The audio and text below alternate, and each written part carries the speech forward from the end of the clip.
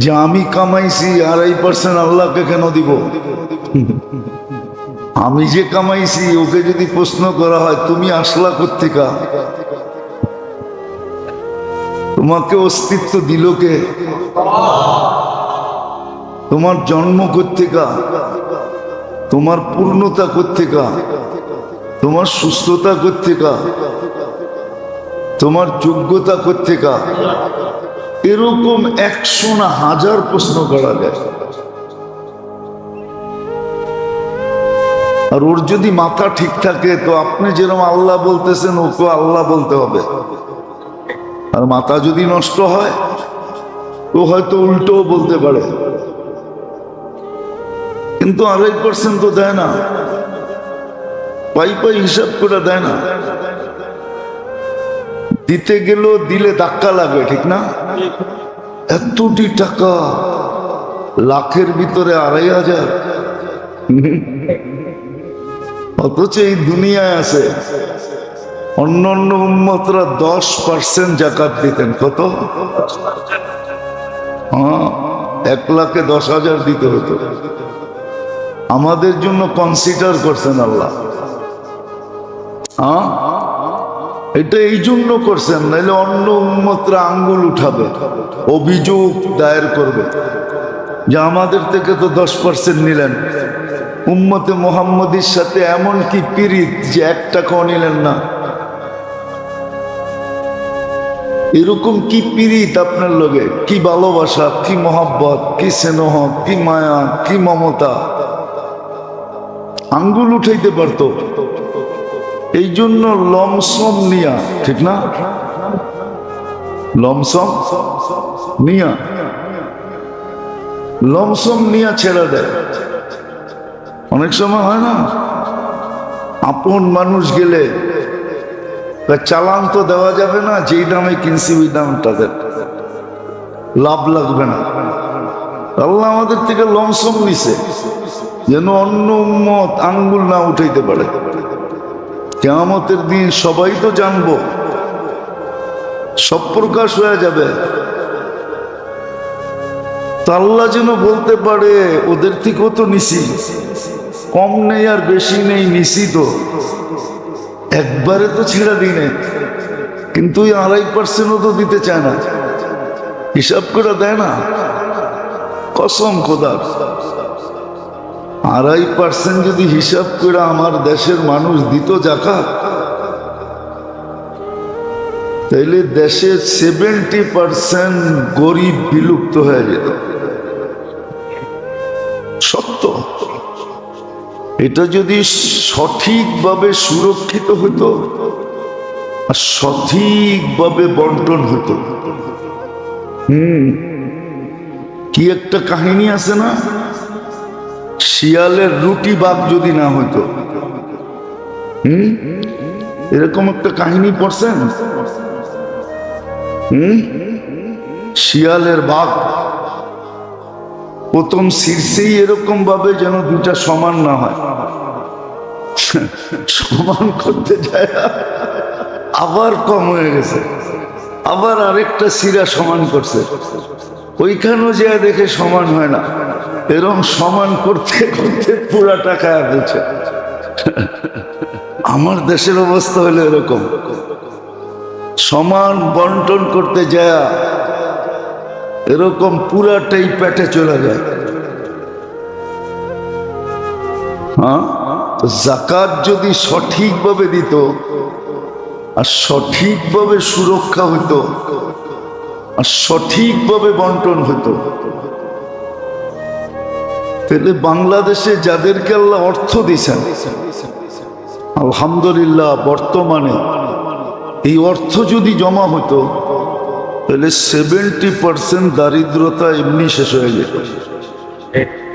70% মানুষকে বলতে পারত যে তোমরা খালি আল্লাহ আল্লাহ করবা আর মাসের শেষে তোমাদের বিকাশে টাকা আসবে, খাবা আর আল্লাহ আল্লাহ করবা, সারাদিন আল্লাহর নাম জপবা। সম্ভব ছিল, কিন্তু এটার জন্য জরুরি ছিল ওই যে বললাম না, সঠিকভাবে দেওয়া। এটা প্রথম জরুরি, পাই পাই হিসাব করে দেওয়া, আবার সঠিকভাবে সুরক্ষা করা, আবার সঠিকভাবে প্রাপ্য ব্যক্তিদের কাছে পৌঁছা যাওয়া। কি কোন ফ্রিজিং করা গোস্তই সঠিক ভাগ হয় না। হজের পরে গোস্ত আসে না, ওইটাই তো সঠিকভাবে ভাগ হয় না। রমজানে খেজুর আসে, সঠিকভাবে ভাগ হয় না, ওটা ওই পোটের থেকেই বিক্রি হয়ে যায়। হ্যাঁ, কিছু দেখানোর জন্য হয় 2-1 কেজি করে, নাহলে আসে রমজানে খেজুর আসে। দুটাই জানি আমি, দুটাই বললাম। রমজানে গরিবদের জন্য খেজুর আসে, কুরবানির পরে কি আসে? হ্যাঁ, হাজি কুরবানি করে। সৌদি আরব তো খায় না, ওরা তো এগুলা খায় না, ওরা তো তাজা ছাড়া খায় না। সেগুলো সারা দুনিয়ার মুসলিম দেশে, গরিব গরিব দেশে পাঠায় দেয়। আমাদের এখানেও আসে, কিন্তু আল্লাহ জানে ওগুলো কোথায় অক্সিজেনে মিলা যায়।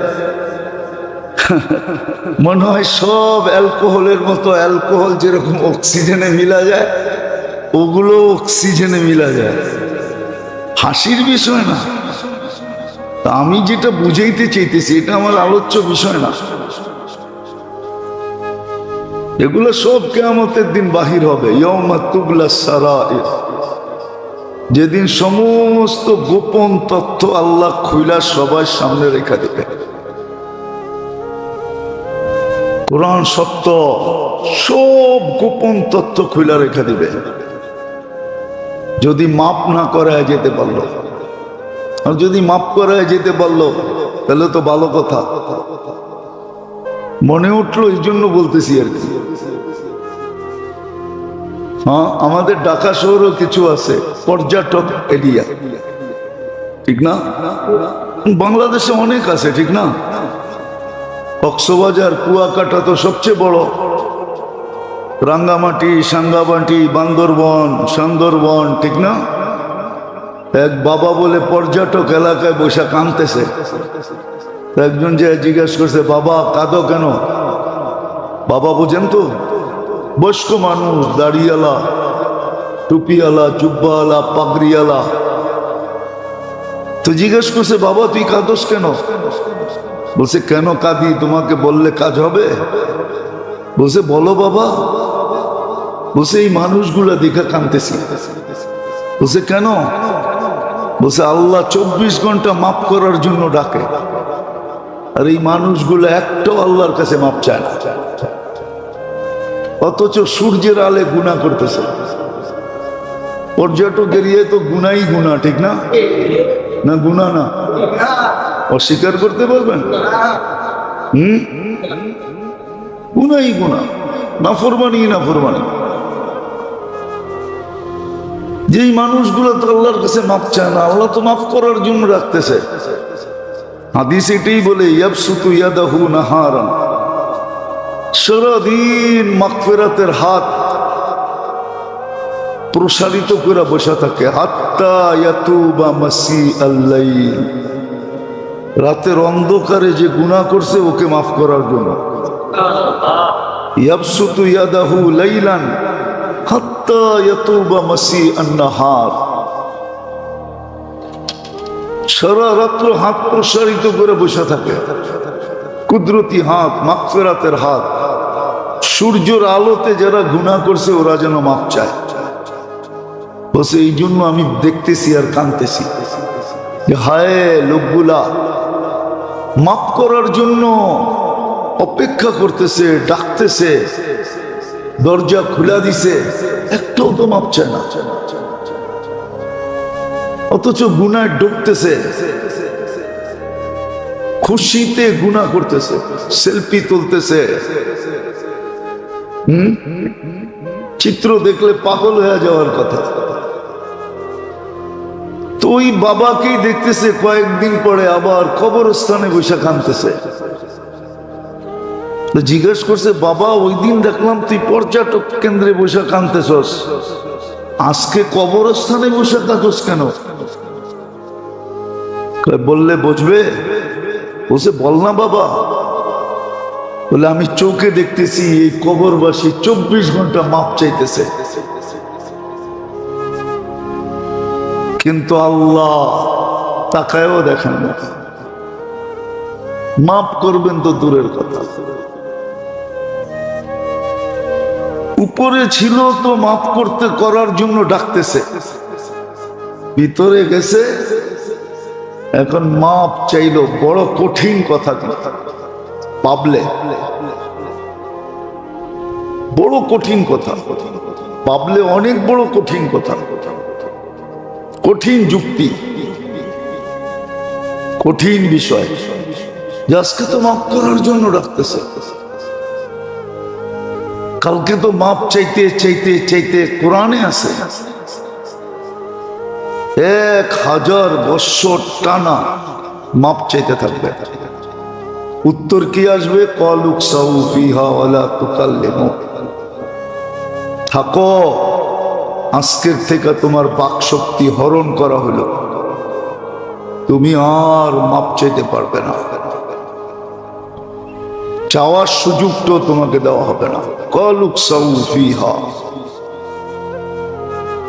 ভালো মতে বুঝি। এই জন্যই কথা শুরুটা এটা দিয়ে করছিলাম যে একটা চিন্তা করা উচিত, প্রত্যেক কর্মের সুন্নত তরিকা কেন দিলেন? প্রত্যেক কর্মের সুন্নত তরিকা আছে, এমনকি এই শরীরটা সাজানেরও সুন্নত তরিকা আছে।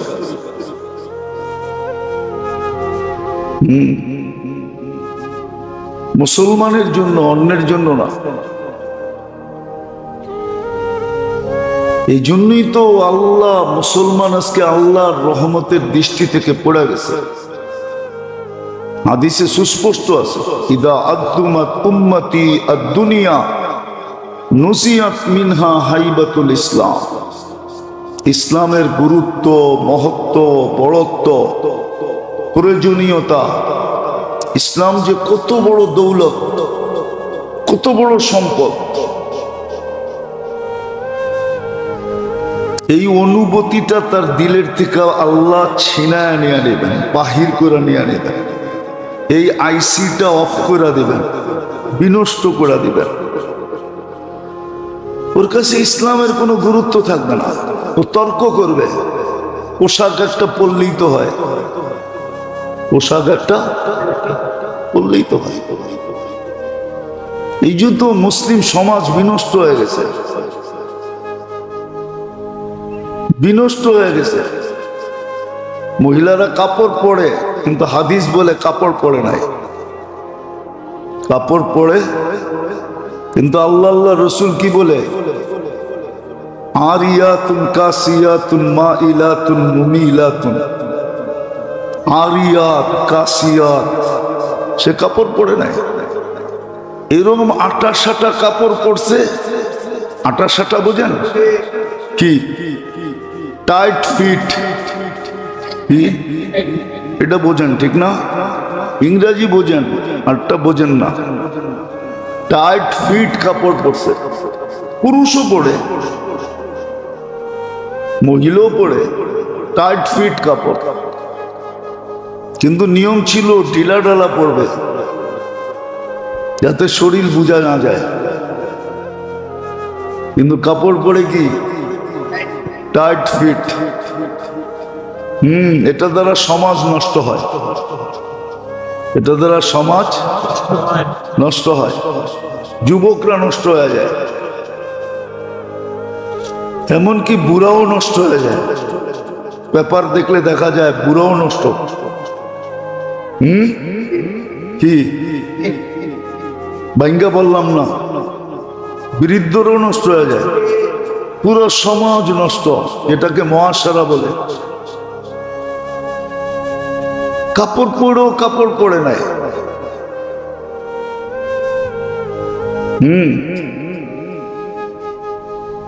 অথচ 24 ঘন্টা এদের উপরে লানত করতেছে,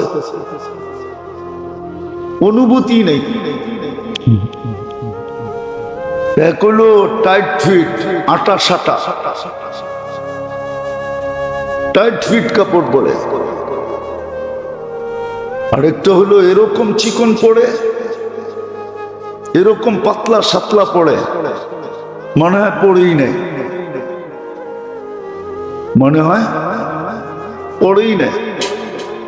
মাঝে মাঝে মনে হয় অন্ধ হইলেই ভালো হইতো, অন্ধ যদি হইতাম তাইলেই ভালো হইতো। আমারটা বলতেছি, আপনি করতে না। অন্ধ যদি হইতাম তাইলেই ভালো হইতো। এরকম পাতলা কাপড় পরে। আর তৃতীয় হলো আরেকটা হলো শর্ট পিস পরে, শর্ট পিস। Short piece. ওই যে আগে শুনতাম ছোটবেলা বক্তারা ওয়াজ করতো, এখন তো করে না কেউ, আমরাও করি না, বয়ের ঠেলায়, যে পেট খালি পিঠ খালি, কপালেতে এক নক্তা, এরকম কাপড় পরে। এর দ্বারা সমাজ নষ্ট হয়, সমাজ নষ্ট হয়ে যায় আস্তে আস্তে আস্তে। একদিনে তো হয় না, এক সময় পুরো সমাজ নষ্ট হয়ে যায়। যেমন আজকে সমাজ নষ্ট, বললে খুইলা বলা যায়। পরকীয়ার মাত্রা এত বাড়ছে যেটা বলা বাহুল্য। এটার থেকে সংসারে এত অশান্তি বাড়ছে যেটা বলা বাহুল্য। তালাকের হার এত বাড়ছে যেটা বলা বাহুল্য, ঠিক না? নতুন নতুন বিয়ে হয়েছে, তালাক মিলে নাই, সংসার করে না, এত পারিবারিক ঝগড়া বাড়ছে যেগুলা কোডে যায় না। যে কি হবে, বৎসরের পর বৎসর ঝুলা থাকবে। অবর্ণনীয় হারে কিন্তু পারিবারিক ঝগড়া বিভেদ বাড়ছে, না বাড়ে নাই? আপনাকে বাড়ি করে নাই? রাগ হবেন না, শুধু এই কারণে সমাজ পুরা নষ্ট হয়ে গেছে। তো প্রত্যেক দেহের কর্মের পদ্ধতি, প্রত্যেক কাজের পদ্ধতি সুন্নত, প্রত্যেকটা মুহূর্ত ইবাদত দ্বারা মোড়ানো। এটার একটা কারণ ছিল, কারণ যেই কারণে আল্লাহ দিছিলেন, যেই কারণে আল্লাহ দিছিলেন মুসলমানকে, অন্য মুসলমানকে না, অন্য জাতিকে না, মুসলমানকে। আর এটার একটা প্রতিক্রিয়াও রাখছিলেন, সুবাস রাখছিলেন, সুবাস, সুঘ্রাণ রাখছিলেন। ওটা যতদিন প্রতিষ্ঠিত ছিল ততদিন কোরআনের ওই আয়াত সত্য ছিল, আনতুমুল আলাম, তোমরা সবার উপরে থাকবে। আর মুসলমান উপরেই ছিল, সবাই মুসলমানের অধীন ছিল। নাইলে তো আর 36 লক্ষ মোরাব্বা মাইল, ওই যুগে 4টাই মহাদেশ ছিল, আফ্রিকা, ইউরোপ, এশিয়া আর রাশিয়া। এই 4টা মুসলমানের পায়ের নিচে ছিল।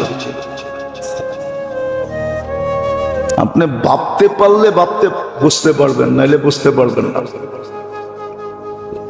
সিয়াসেত্তার যে হাদিস, 6টা হাদিস সিয়াসেত্তা, বুখারী, মুসলিম, তিরমিজি, আবু দাউদ,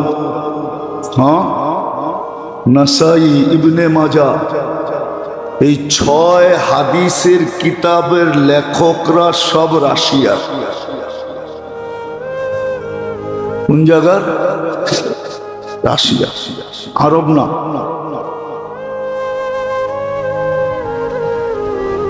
সব রাশিয়া। কেমন সময় ছিল, ভালো মতে মনোযোগ দিয়া,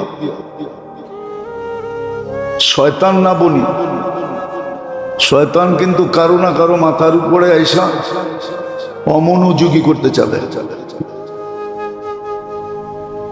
উশৃঙ্খলা তৈরি করতে চাবে। সব রাশিয়ার লেখক, আরব ভূখণ্ডের লেখক না। ইমাম বুখারী রাশিয়ার, ইমাম মুসলিম রাশিয়ার, ইমাম তিরমিজি রাশিয়ার, ইমাম আবু দাউদ রাশিয়ার, ইমাম নাসাই রাশিয়া, ইমাম ইবনে মাজা রাশিয়া। অধিকাংশ হাদিসের কিতাব যারা লেখছেন সব রাশিয়া। আবু হানিফার শুধু ইরাকের। হানাফি মযহাবের যত রাইটার আছে আর লেখক আছে আর কিতাব আছে সব রাশিয়ার লেখা, চেচেনিয়া। এক যুগ ছিল মুসলমান উপরে ছিল, নিচে ছিল না। এদেরকে দেখা দেখা দলে দলে মুসলমান হয়েছে। হ্যাঁ, দেখানো যায়। বাইজিদ বুস্তামি রহমতুল্লাহ এক বৈঠকে 5 লক্ষ মুসলমান হয়েছে। ইমাম আবু হানিফা রহমতুল্লাহ জানাজা দেখা 90,000 মুসলমান হয়েছে, শুধু জানাজা দেখা। একটা সময় ছিল, এই জন্য ভালো মতে বুঝি, নাহলে জীবন আমার, জীবন আমাকে সুযোগ দিবে না। জীবন আমার, দেহ আমার, কিন্তু দেহ আমার পক্ষে না, সে আমার পক্ষে কাজ করবে না। জীবন আমার, সময় আমার পক্ষে কাজ করবে না। সময়কে আমার পক্ষে নিতে হবে, দেহকে আমার অধীন করতে হবে। মনটাও আমার, কিন্তু মন আমার পক্ষে না। কোরআন বলে ইন্না নাফসা লাআম্মারাতুন বিসু, মন আমার পক্ষে না, আমার পক্ষে তাকে আনতে হবে, আমার পক্ষে আনতে হবে। গোড়ায় শুধু লেগাম লাগাইলে হয় না। লেগাম চিনেন? 2 দিক দিয়ে 2টা লাগায় না। আবার এটার উপরে একজন কন্ট্রোলারও লাগে, যে এটাকে কন্ট্রোল করবে। খালি লাগায় ছেড়া দিলে হয় না। লাগায় ছেড়ে দিলে লেগাম কাজ করবে না, উপরে একজন কন্ট্রোলার লাগবে। তো 3টাকে কন্ট্রোল করতে হবে, দেহটাকেও কন্ট্রোল, সময়টাকেও কন্ট্রোল, মনটাকেও কন্ট্রোল। আবার যখন কন্ট্রোল হয়ে যাবে তখন আবার 3টা আপনার পক্ষে আসবে। সময় আপনাকে স্মরণ করায় দিবে এখন এটা করা দরকার। কাজ করতে গেলে দেহ আপনাকে বলবে না, এইভাবে না, বাম দিক দিয়ে চলা যাবে না, রাস্তার ডান দিক দিয়ে চলতে হবে। তখন আবার দেহ আপনার পক্ষে হবে। এরকম মনও আপনার পক্ষে হবে। গুনাহ হয়ে যাবে কিন্তু মন সাথে সাথে বলবে তওবা কর,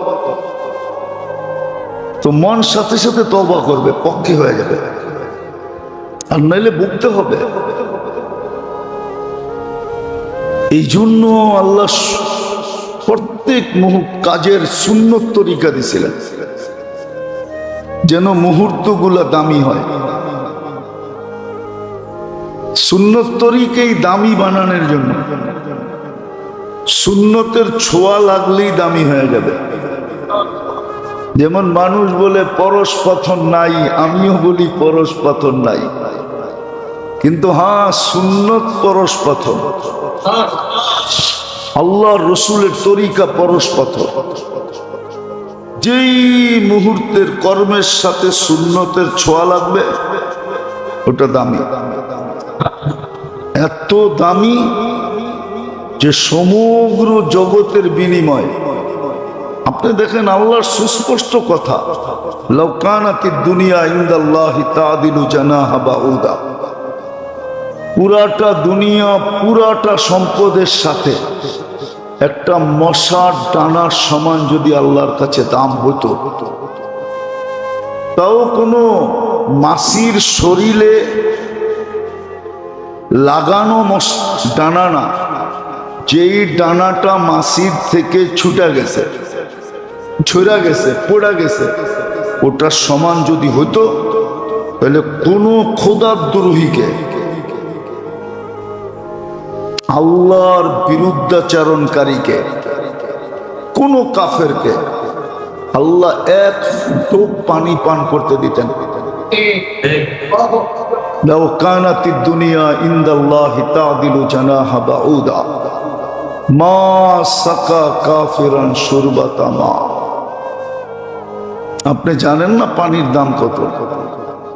হাইড্রোজেন অক্সিজেন মিলাইলে পানি হয়, আমিও মানি, কিন্তু আরেকটা কেমিক্যাল মানুষের কাছে নাই, যেটাকে হায়াত বলে, হায়াত, জীবন বলে, জীবন।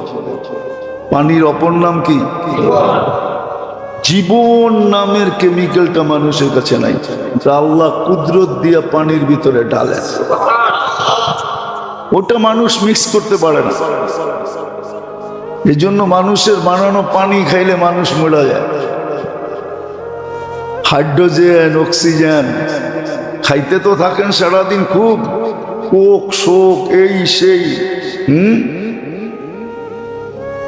কোক তো খান না, শোক খান আর কি। শোক বুঝেন? শোক বুঝেন কি? দুর্মি শোক বোঝেন না? দুঃখ, দুঃখ, ব্যথা। কোক তো খান না, শোক খান আর কি। তো যেটা বুঝাইতেছিলাম, এক ফোঁটা পানি পান করতে দিতেন না। তো সুন্নত হলো পরশ পাথর, যেই কর্মে ছোঁয়া লাগে কর্ম দামি হয়ে যায়। একটা উদাহরণ দেই, তারপরে বুঝবেন। ঘরের থেকে উজু করে মসজিদের দিকে আসলো, সে যেন এহরাম বান্দা বাইতুল্লাহর দিকে রওনা করলো। এহরাম বাঁধা অবস্থায় বাইতুল্লাহর দিকে গেলে যেই পরিমাণ সওয়াব হয়, ঘরের থেকে উঁচু করে মসজিদে আসলে এই পরিমাণ সওয়াব হয়।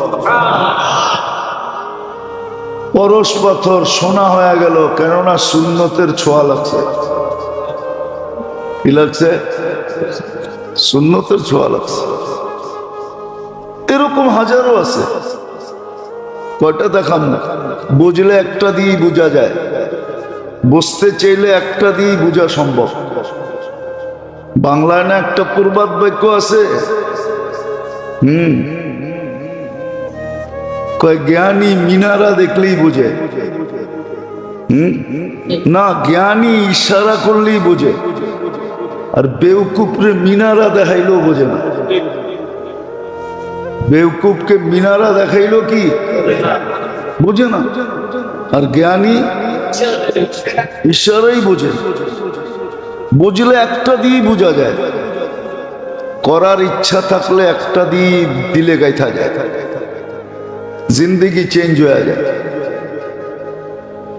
তো আল্লাহ সমস্ত কর্মর পদ্ধতি দেওয়ার কারণ, সুন্নত তরিকা দেওয়ার কারণ, যে দেহের সমস্ত কর্মগুলা যেন দামি হয়, যার কারণে এই মানুষটাও দামি হবে। সমস্ত কর্মের পদ্ধতি দেওয়ার কারণ এটা, সমস্ত মুহূর্তে ইবাদত বন্দেগী দেওয়ার কারণ এটাই, শুক্রবার দেওয়ার কারণ এটাই, যে প্রত্যেক মানুষ যেন এক সপ্তাহের গুনাহ শুক্রবার দিয়া মাফ করায় নিতে পারে। কেননা গত শুক্রবারে যে জুমা পড়ছে আর আজকে যে জুমার জন্য ছুটে আসছে, হাদিস বলে আল জুমাতু ইলাল জুমাতি কাফারা, মধ্যবর্তী এক সপ্তাহের গুনাহ মাফ। হ্যাঁ, এই জন্য জুমা ছিল। নামাজ টু নামাজ এই জন্য যে মধ্যবর্তী সময়ের গুনাহ যেন আর না থাকে। আসসালাতু ইলা সালাতি কাফারা। আবার যখন এসা পড়ে ঘুমায়া যায় আর ফজরের জন্য ওঠে আর নামাজ পড়ে, তো সারা রাত্র ঘুম বাদ দিয়া ইবাদত লেখা হয়। এই পদ্ধতিগুলো এই জন্যই যেন মানুষটা আর মুহূর্তগুলো দামি হয়। কেননা কিয়ামতের দিন এটাই দেখবে, লিয়াবলুয়াকুম আইয়ুকুম আহসানু আমালা। কে কতটুকু করে আসলো, ভালো করলো না খারাপ করলো, আল্লাহর ইচ্ছা মতো করলো না নিজের মন মতো করলো। আল্লাহর ইচ্ছা মতো করলো না নিজের মন মতো করলো। দুনিয়া তো বহুত নিয়ম আছে, বহুত নিয়ম দুনিয়াতে আছে। এয়ারপোর্টে যে আপনার মন মতো করতে পারবেন না, এয়ারপোর্টের বিধি বিধান মতো করতে হবে, ঠিক না? প্লেনে উঠে আপনার মন মতো করতে পারবেন না, বিধি বিধান মতো করতে হবে, নাইলে কেস হবে কেস। আমার জীবনে এক কাহিনী আছে, ওই প্লেনে আমি ছিলাম, আমি কেনিয়া যেতেছিলাম, কেনিয়া নেরোবি। তো আমার মনে আছে আমার সাথে কিছু, ওই প্লেনে কিছু পাকিস্তানি ছিল। এদের কিছু কাজের কারণে, তেমন জরুরি তেমন কঠিন কাম না, সামান্য একটা কাজের কারণে এয়ারপোর্টে নামার পরে প্রত্যেককে $300 করে জরিমানা দিতে হয়েছে। আমি ওদেরকে নিষেধও করছিলাম যে করো না, হাতে সময় আছে। কিন্তু অনেক সময় হয় না জোশালা। আমাদের ল্যান্ডিং যখন ছিল তারপরে অনেক সময় থাকতো, আমরা আসর করতে পারতাম। কিন্তু ওরা শুনে আউয়াল ওয়াক্তে পড়বে, তো প্লেনের করিডোরেই নামাজ পড়তে দাঁড়ায় গেছে। ওদেরকে নিষেধ করছে, ওরা মানে নাই। বিদেশি এয়ারলাইন ছিল, ওরা কমপ্লেইন করে দিছে। আর এটা নিয়ম আছে, এটা নিয়ম আছে। $300 জায়গাটা জায়গায়। আমরা নাইমা নামাজ পড়ছি, তারপরে ইমিগ্রেশনে দেরিতে গেছি, আগে নামাজ তারপরে ইমিগ্রেশন। তো দুনিয়ায় যদি রুল থাকতে পারে তো আল্লাহর থাকতে পারবে না কেন? না, আর আল্লাহ তো আমাকে দামি বানানোর জন্য করছেন, আমি যেন দামি হই, আমার মুহূর্তগুলো যেন দামি হয়, আমি যেন ওই সফলতা পাই যেটা আমার জন্য নির্ধারিত আছে, আমার জন্য লিপিবদ্ধ আছে। মুসলমান হিসাবে, উম্মতে মুহাম্মদী হিসাবে আমি যেন ওটা পাই। এই জন্য ভালো মতে বোঝেন কেন সমস্ত কর্মগুলাকে নিয়ম পদ্ধতি দিলেন, কেন মুহূর্তগুলোর ভিতরে ইবাদত বন্দেগী দিলেন। এই জন্য উচিত এটাকে শিখা, এটা কোনো বেশি না, অল্পই। একদিন বলছিলাম মনে হয়, ছোট কিতাব 1 মিনিটের মাদ্রাসা, 24 ঘন্টায় সমস্ত কর্মের সুন্নত তরিকা আছে। নেন, বাংলা আছে, শিখেন, পড়েন, একটা একটা করে কাজে লাগাইতে শুরু করেন, নাইলে কিন্তু পস্তাইতে হবে, বড় পস্তাইতে হবে। ওই বাবার কথাই সত্য, আজকে ডাকতেছে মাফ করার জন্য, কালকে তুমি চিৎকার দিবা মাপ পাওয়ার জন্য। আজকে মাপ কেউ চায় না, কালকে চাবে উনি মাপ করবে না। সত্য এটা। আল্লাহ আমাদেরকে বুঝার তৌফিক দেন, আমল করার তৌফিক দেন। শিখারও তৌফিক দেন। কিনেন 1 মিনিটের মাদ্রাসা, না পারলে বলেন এখানে লোক আছে, মুয়াজ্জিন সাহেবকে বলেন, খাদেম সাহেবকে বলেন, মাদ্রাসার উস্তাদদেরকে বলেন, এরাই না আপনাকে দিবে। পড়েন, কাজে লাগান, নিজেকে দামি বানান, নাইলে সত্য এটাই, ওই বাবার কথাই সত্য। আল্লাহ আমাদেরকে আমল করার তৌফিক দান করেন। সর্ব বিষয়ে নিয়ম দিলেন, পদ্ধতি দিলেন, বিধি দিলেন, বিধান দিলেন। কেন দিলেন? আবার সারা দিনে এই ছোট জীবনটা এত ইবাদত কেন?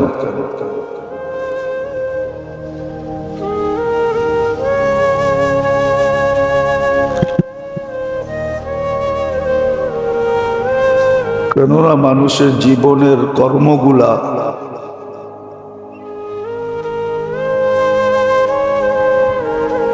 বড় মূল্যবান।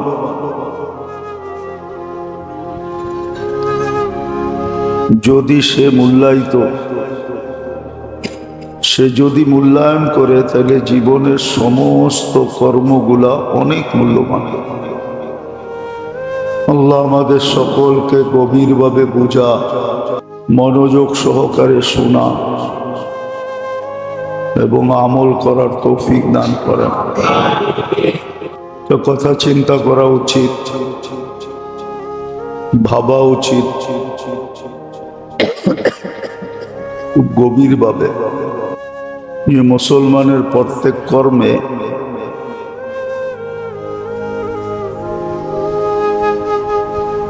নিয়ম পদ্ধতির বিধি বিধান কেন? এমনকি বাথরুমে ঢোকা, বাথরুম থেকে বাহির হওয়া, কাপড় পরা, কাপড় খোলা, জুতা পরা, জুতা খোলা, সাধারণ থেকে সাধারণ আমলেও বিধি বিধান কেন? নিয়ম কানুন কেন? 24 ঘন্টায় যত কাম মানুষ করে, যত কাজ মানুষ করে, এমনকি রাস্তার হাঁটারও বিধান আছে। এই বিধানগুলা কেন? খুব গভীরভাবে ভাবলে বুঝে আসবে, নাইলে বুঝে আসবে না যে আল্লাহ কেন সর্ব বিষয়ে নিয়ম দিলেন, পদ্ধতি দিলেন, বিধি দিলেন, বিধান দিলেন। কেন দিলেন? আবার সারা দিনে এই ছোট জীবনটা এত ইবাদত কেন?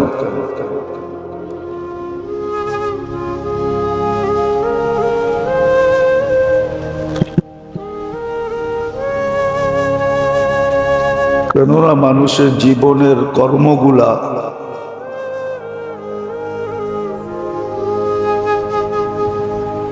বড় মূল্যবান।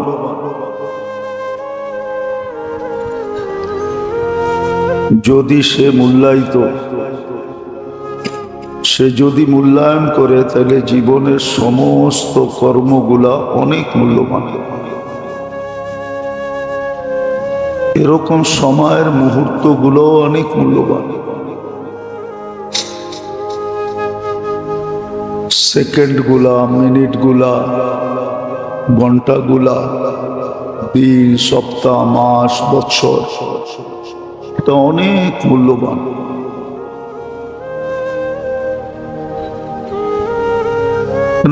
কেননা মানুষকে হিসাব কিতাবের সম্মুখীন হইতে হবে।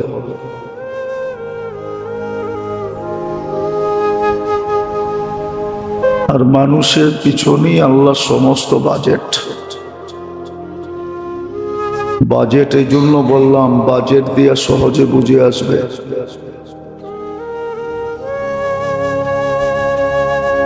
আল্লাহ সমস্ত নেয়ামত মানুষের জন্য।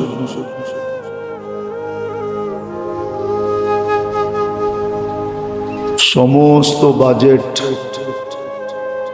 মানুষের জন্যই নির্ধারিত।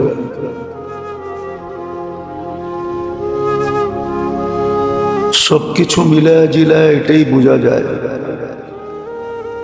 যে কেন আল্লাহ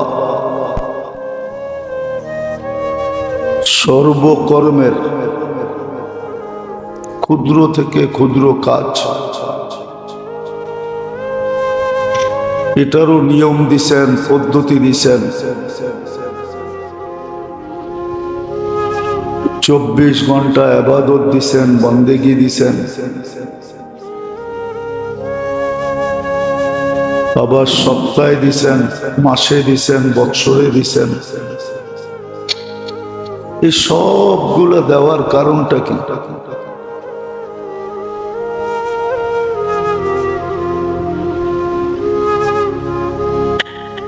দেখলে দেখা যায় একটা মুহূর্ত ইবাদত বন্দেগী ছাড়া খালি নাই। কোনো কাজ এরকম নাই যেটা নিয়ম পদ্ধতি তরতিব কানুন আল্লাহর পক্ষ থেকে নির্ধারিত নাই।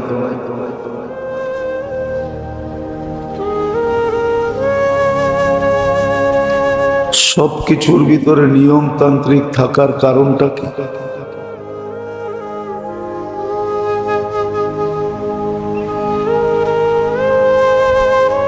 প্রথমত এটা যে মানুষের জন্য বিরাট একটা জিনিস অপেক্ষা করতেছে, যেটাকে চির সফলতা বলে। দুই জিনিসের এক জিনিস মানুষের জন্য অবধারিত, হয়তো সে চিরদিনের জন্য সফল হবে, না হয় সে অসফল হবে। একটাকে আরবিতে সাআদত বলে, আর একটাকে আরবিতে শাকাওয়াত বলে। চির সফলতা না হয় চির অসফলতা।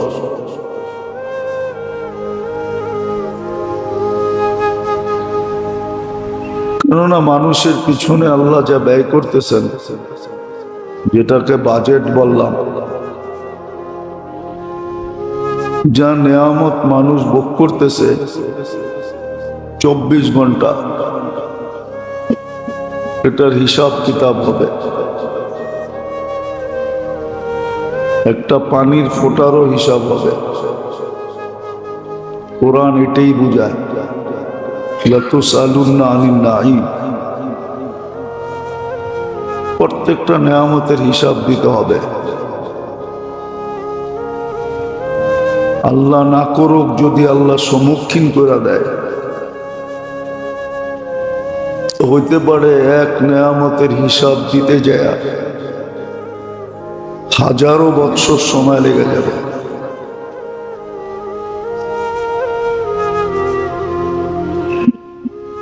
এই জন্য কোরআনে আছে, দেখা যাবে 50,000 বৎসর দাঁড় করায় রাখবে, কিন্তু মিলায় দিতে হবে।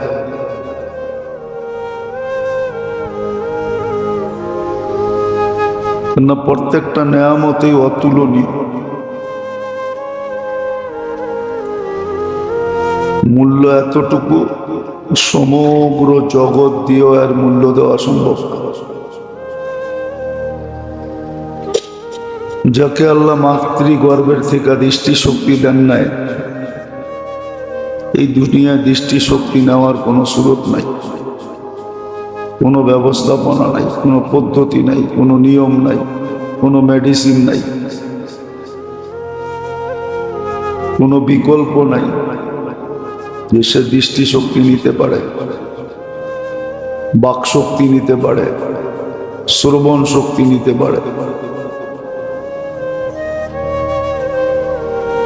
এরকম ভাবে মার পেটের থেকে যদি প্রতিবন্ধী আসলো, তাহলে এটাকে ঠিক করার কোনো পদ্ধতি দুনিয়াতে নাই। কোনো মূল্যের বিনিময়ে নিতে পারবে না। এই সিস্টেমই আল্লাহ রাখেন না। বোঝা গেল প্রত্যেকটা নেয়ামত অতুলনীয়।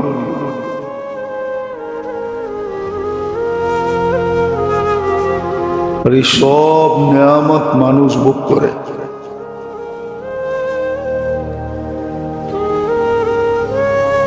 ভালোভাবে গভীরভাবে চিন্তা করলে দেখা যাবে সব নেয়ামত মানুষের জন্য। উপকৃত একমাত্র হয় মানুষ। বিদায় সমস্ত বাজেট যখন মানুষের জন্য, নেয়ামতের হিসাব কিতাব হবে। সফলতা অসফলতার সম্মুখীন হইতে হবে। ওইখানে কোনো যুক্তি তর্ক দাঁড় করানো যাবে না। যতই যুক্তি আজকে মাথার ভিতরে খেলুক না কেন, অনেক যুক্তি অনেক তর্ক আমাদের মাথার ভিতরে খেলে, কিন্তু দাঁড় করানো যাবে না। কেননা যেই যুক্তি দাঁড় করাবো ওটার জবাব আমার মাথার ভিতরেই রাখা আছে, ওটা আজকে ওপেন হয় নাই। এই জন্য দুনিয়া বলে মানুষের ব্রেন দুনিয়াতে ঊর্ধ্বে 15% ওপেন হয়েছে, 15%-এর উপরে কারো ওপেন হয় নাই। 85% বন্ধ আছে। ওই 85%-এর ভিতরে কি লুকানো আছে ওটা মানুষ জানে না। 15% যে ওপেন হয়েছে, খোলা হয়েছে, ওটা দিয়ে মানুষ দুনিয়াটাকে এখন টেকনোলজি সমৃদ্ধ করছে, উন্নত করছে। ডিজিটাল বলেন আর স্মার্ট বলেন, মানুষ এই 15% দিয়ে বানাইছে। 85% কিন্তু বন্ধ আছে। এটা মৃত্যুর সাথে সাথে খুলে যাবে, এখন খুলবে না।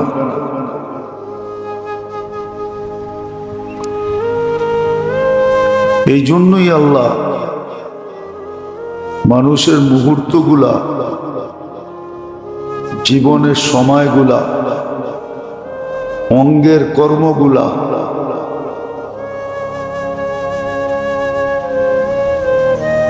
মানুষটা এই 3 জিনিস,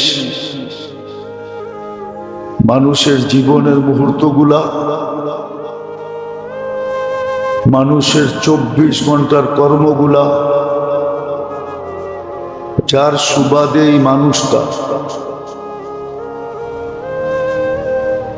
এরকম দামি হয়। এর আগেও বলছিলাম যে সৃষ্টি তো তাকে সমীহা করবেই, সমগ্র সৃষ্টি তাকে ইজ্জত দিবে, সম্মান দিবে। এমনকি ফেরেশতা পর্যন্ত তাকে সম্মান করবে। আরো ঊর্ধ্বে চলে যাওয়া যায়, আল্লাহ পর্যন্ত তাকে ভালোবাসবে। সে আল্লাহর কাছে ভালোবাসার পাত্র হবে। কোরআন এই দিকে ইঙ্গিত দিছে, সায়াজআলু লাহুমুর রহমানু উদ্দা।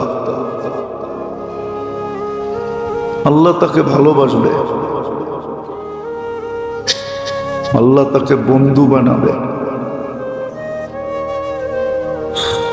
সে আল্লাহকে পাবে, আল্লাহর সাথে তার গভীর সম্পর্ক হবে।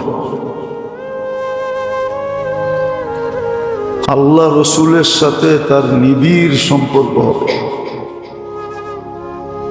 দুজনের বড় কাছের হবে, দুজনের কাছেই পরিচিত হবে, প্রসিদ্ধ হবে। মানুষ প্রসিদ্ধ হইতে চায়, এটা মানুষের স্বভাব। কিন্তু শুধু দুনিয়ার জীবনে প্রসিদ্ধ হইতে চায়,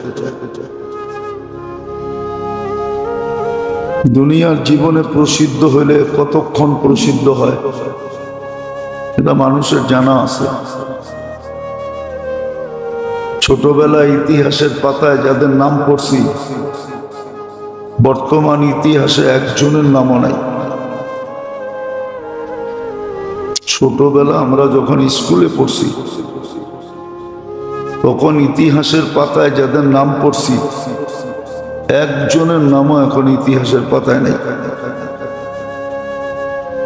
বর্তমান স্কুল কলেজের ছেলেরা একজনের নামও জানে না।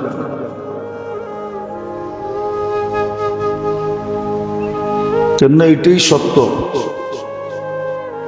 100 বছর আগে যারা থাকে ইতিহাসের পাতায়, 100 বছর পরে আইসা তারা মুছা যায়, আবার নতুন কিছু মানুষ ইতিহাসের পাতায় আসে। আর আদি অন্ত তো কেউ পড়ে না।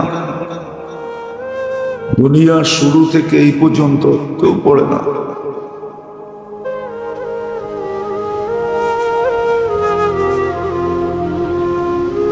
কিন্তু আল্লাহ রসুলের কাছে যারা নৈকট্যবান হয়,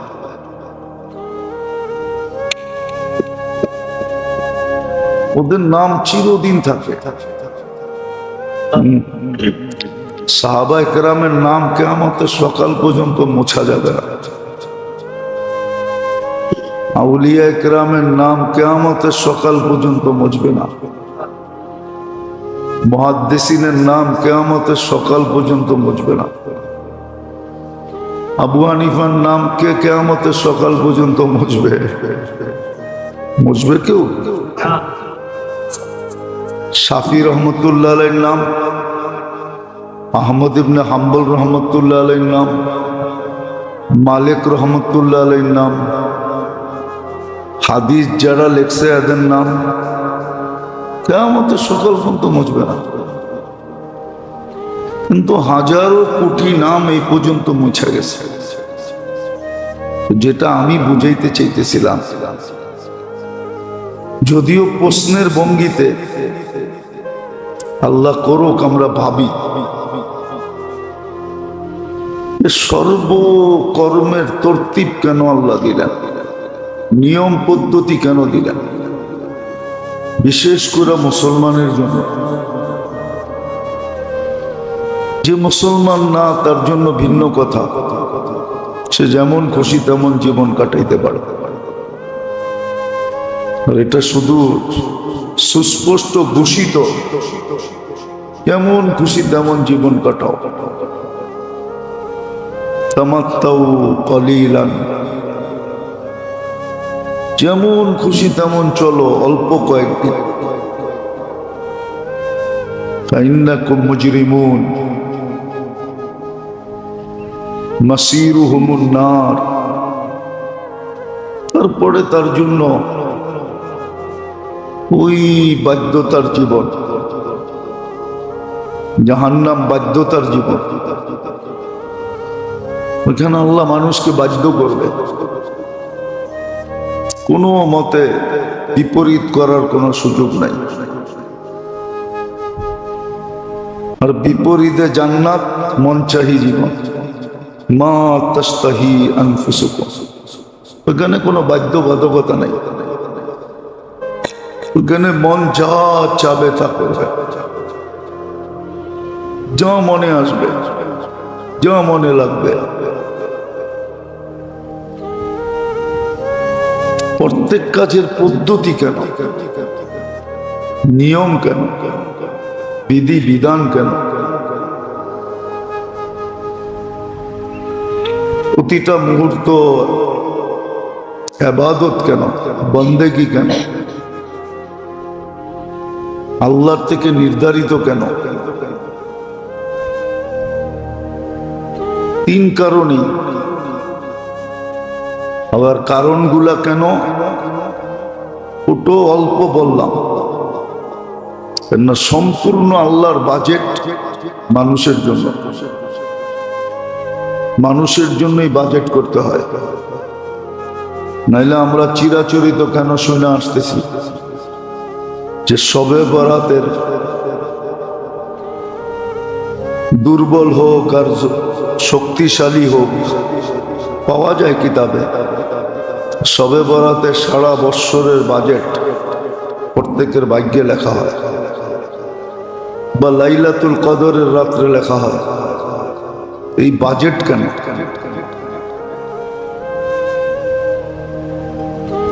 বাজেট কেন? ঢাকা শহরে এরকম এলাকা আছে, মাঝে মাঝে বলি, গেলে বলি, আসলে ইসলামবাগ চলে যান। ইসলামবাগ পুরাটা মেনি কারখানা দিয়ে ভরা, শত শত ধরনের কারখানা ইসলামবাগে। গেছেন কখনো? লালবাগের পাশে, চিনেন? ওইখানে হাজারো ধরনের কেমিক্যাল ব্যবহার করা হয় কারখানাগুলাতে, অথচ ওই কেমিক্যাল গুলা এরকম,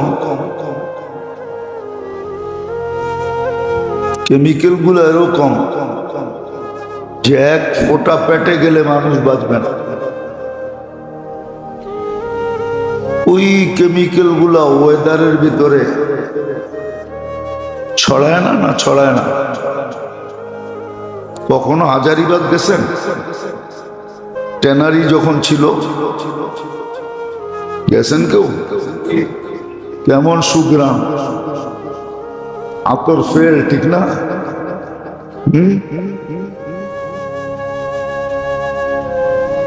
নতুন যদি কেউ যায়, ও তো বমি করতে করতে বাহিরে চলে আসে, ঠিক না?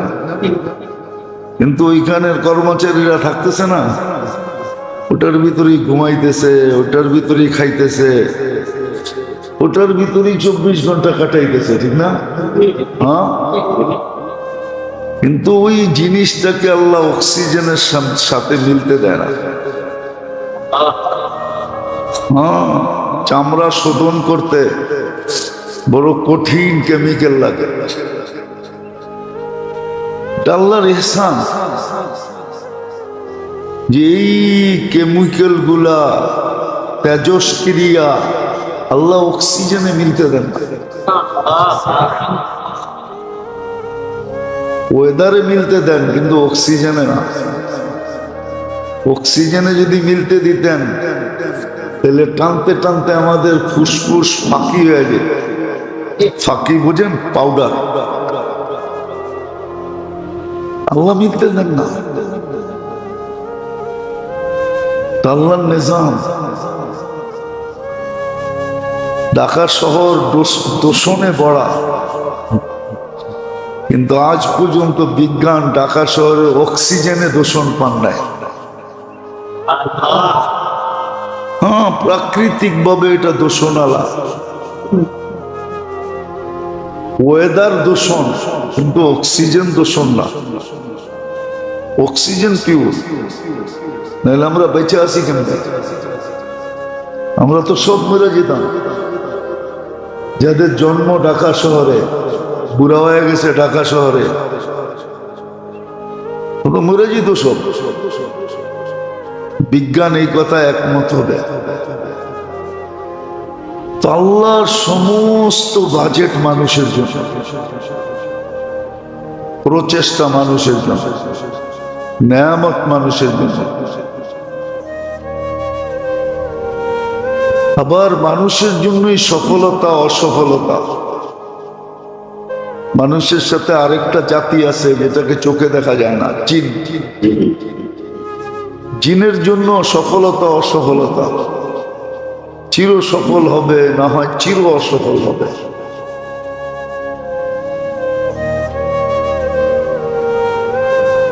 মানুষই দামি হবে, নাহলে বেদামি হবে। এই জন্যই কিতাবে আছে, প্রাণীগুলা মানুষকে শুধু শুধু সতর্ক করে না, প্রত্যেক প্রাণী মানুষকে সতর্ক করে। প্রত্যেক বস্তু মানুষকে সতর্ক করে। মাটিও মানুষকে সতর্ক করে।